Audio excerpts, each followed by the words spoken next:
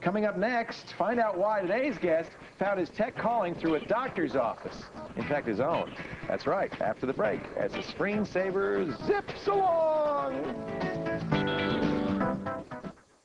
Welcome back to the Screensavers. Our next guest devotes almost everything to tech support, between a radio show, he's got a website, a book, he's all over the map. All the way from Grand Junction, Colorado.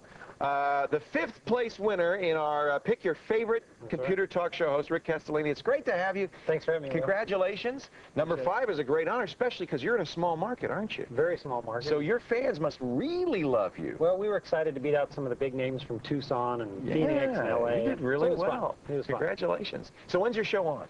My show's on every Saturday from 10 to noon. Oh, that's a good time. That's a very good time to be on. It's on the web. And it's on the web where? It's helpmerick.com. Help me, Rick! Help me, Rick! How did you get into this?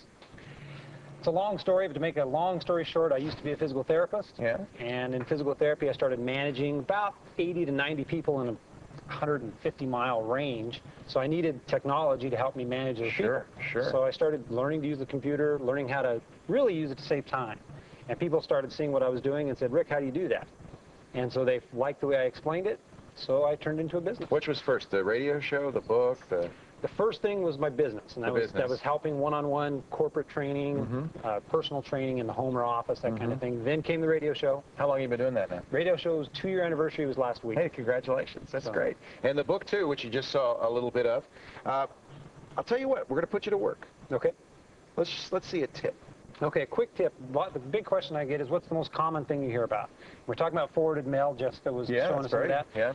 But a lot of people send you the forwarded mail with all those crazy brackets. I hate that. And then there's all the attached file. It just goes on and on. Yeah, you get all those crazy little brackets. It's all formatted, all messed up. Exactly. It's a very simple way to get rid of that. The thing you want to do is copy and paste the information you'd like to forward to someone. Okay.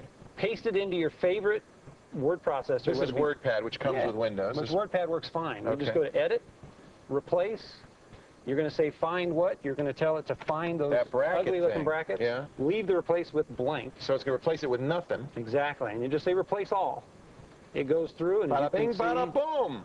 Just like magic, they're gone. They're all gone. So it's a simple tip, but it's a common tip people overlook a lot of times. Yeah, I think just even know how to use that replace to eliminate, not merely replace, is really handy. Exactly. What's the biggest challenge? You got a help website too. What's the biggest challenge to that help website? Well, as it gets more popular, it's trying to resist the urge to answer everyone's email.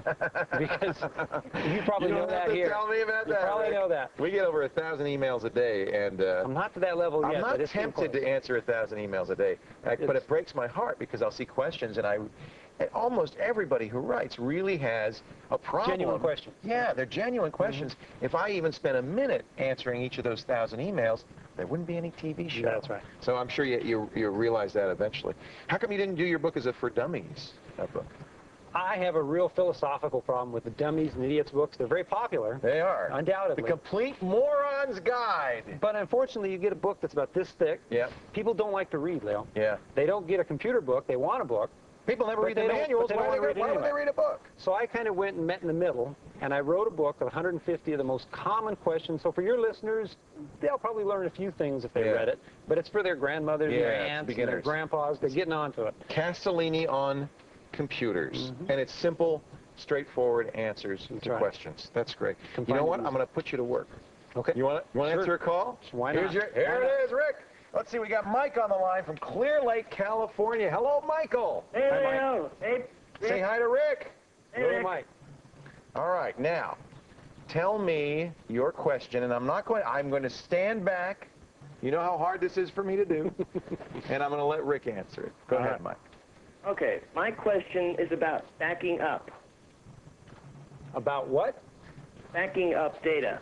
Backing up data. Backing up data. Backing up data. Thank you. Go ahead. Tell me the question, Mike. Backing up data. Okay. Stacking up. In the unlikely event that my hard drive crashes, what data do I need to have copied on a CD or something so that I can get the computer to run again? You want to back up just what you need, not more, not less. Exactly. And a big common mistake is that you'll back up everything. And the only thing you really need to back up are the files you created.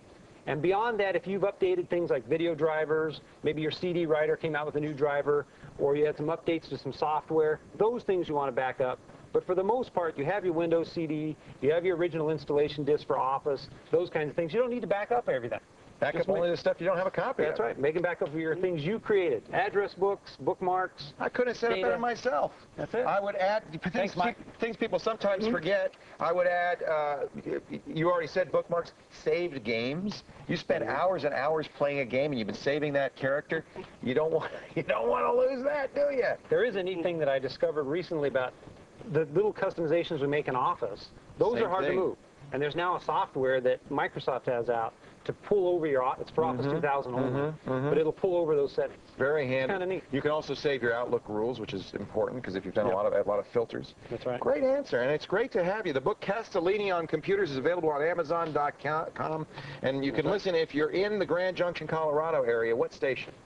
News Radio 1100 AM. And you're on Saturday from 10 to noon. 10 to noon, Mountain every Standard. week, Mountain Standard Time. Do you broadcast on the web as well? Yes, it's so you can listen anywhere. Yeah, streamed on the web. And the website is again? HelpMeRick.com. HelpMeRick.com. Sounds like a Beach Boys tune. Help me, Rick. Thank you again. Thank you. Appreciate it for coming out, Rick, and congratulations on being number 5 in the list. Thank you. Now, you folks, be sure to listen to us at thescreensavers.com. Visit that website. Rick has posted his famous email forwarding cleanup trick. Plus the top 5 ways to keep your printers healthy and error-free. It's like having a guest chef on. He's posted his recipe. Pat, what else do we